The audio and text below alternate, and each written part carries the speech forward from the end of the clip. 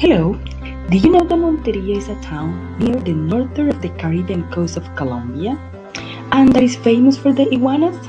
Well, my name is Sandra Hortua. I am an English teacher that works for Jose Maria Cordova School. And I am here now ready to share what my students and I are doing together to take care of the iguanas. To start with this awesome experience, we made a plan to carry out our field trip around the school.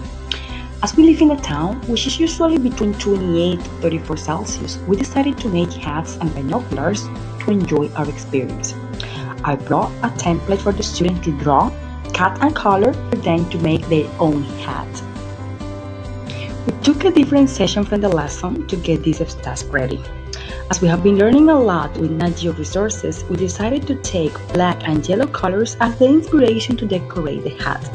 After this, we were ready with the materials needed for the field trip. Here we have our first formal session learning about the iguanas. On the first part of the lesson, we talk in general about animals that live in the surrounding area of the school.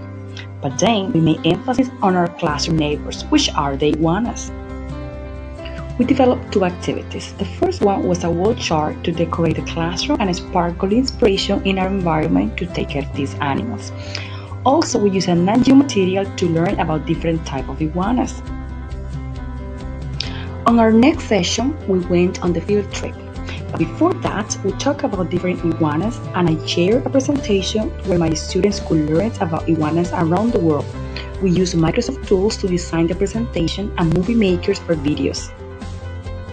Also, I was giving the instructions about the questionnaires they have to work during the exploration, and I assigned the activities that they have to do during the field trip. The students were counting how many iguanas and other animals they could see. Also, they were required to take pictures and filming during the exploration around the school.